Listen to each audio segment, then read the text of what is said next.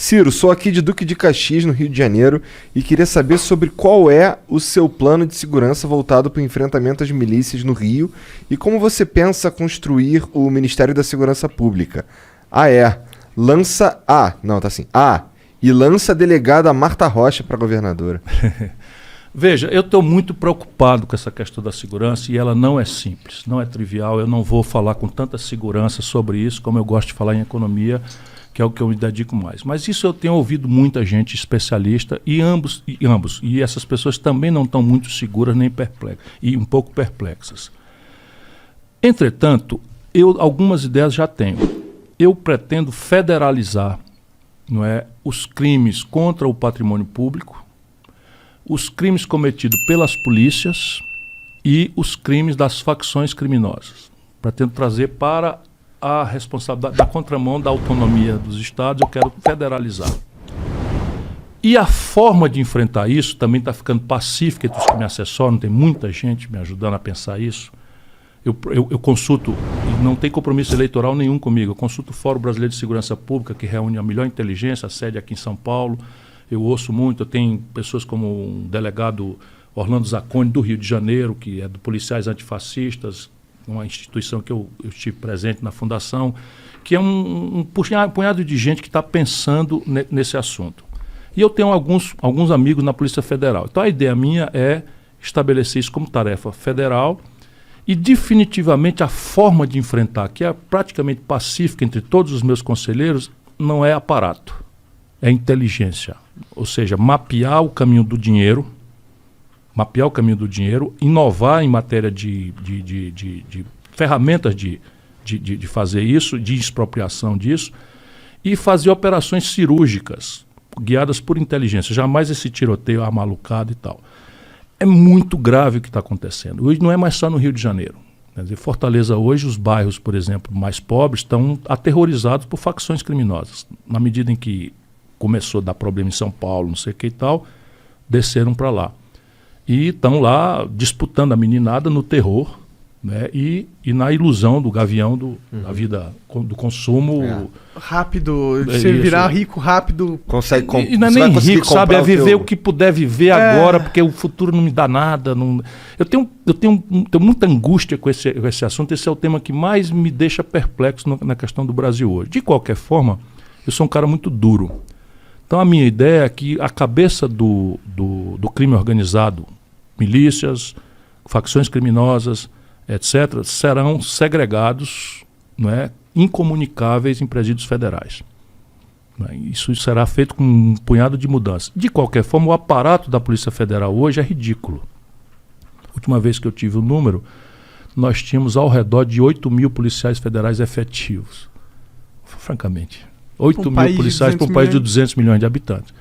Mas o mais grave é que os meus números estão defasados, porque esse assunto mesmo eu estou precisando renovar minhas informações. E os amigos de lá da Polícia Federal que me ajudam. Mas assim, na época chegava a 35%, quase 40% dos policiais federais, que por regra são muito bem qualificados, o concurso é muito bom, a academia é muito boa, eles têm bom conceito. O Bolsonaro está desmoralizando também, metendo política dentro, não sei o que, está lá uma confusão danada dentro da Polícia Federal, porque tem uma turma mais profissional que não aceita, mas tem outra turma que é bolsonarista e que está envolvendo a Polícia Federal em perseguição de adversário, o cacete, enfim. Mas o fato é que quase 35% dos policiais federais altamente sofisticados, com salários compatíveis, sempre devia ser melhor, mas compatíveis, né, com a carreira importante deles, estão carimbando papel atrás de mesa.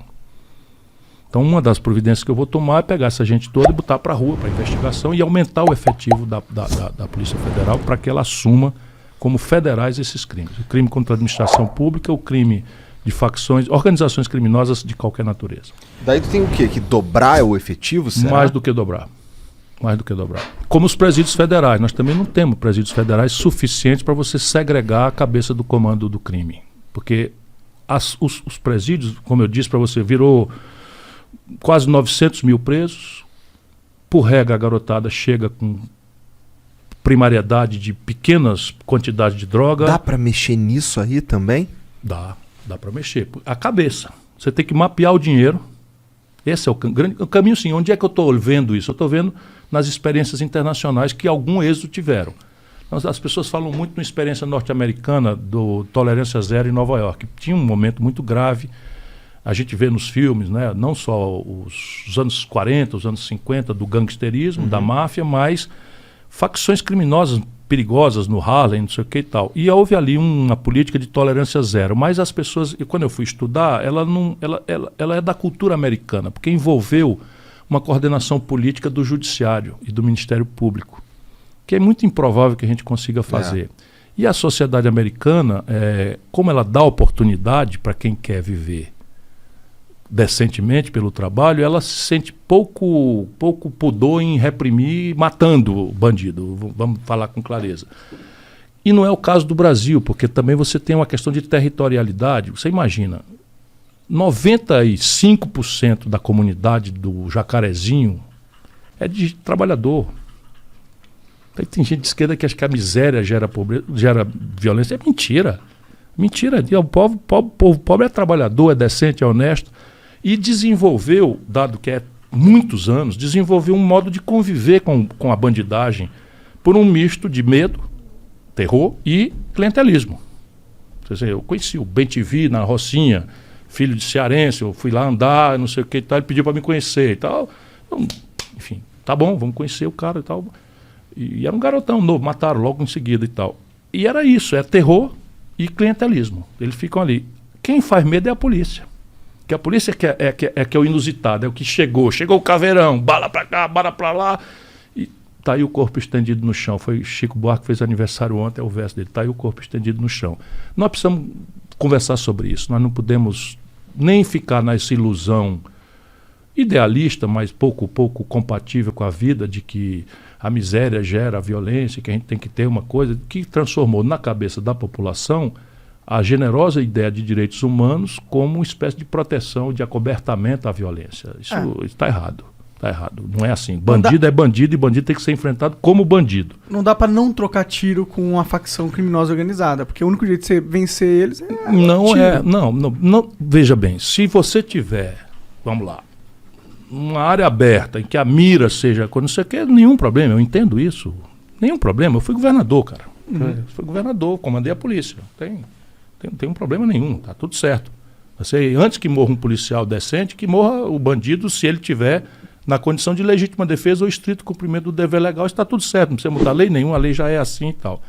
Só que na territorialidade brasileira, a favela é uma espécie de feudo no passado. Eles sabem disso, então você não pode entrar atirando. Você não pode entrar atirando e ficar displicente, porque morreu uma pessoa. Não, a população acaba servindo de escudo humano. Total. Então o que você tem que fazer tem que fazer a inteligência, mapear. E deixa eu te dizer uma coisa que eu tenho segurança. O chefe do tráfico não mora na favela. Ah, sim. Mora na Paulista.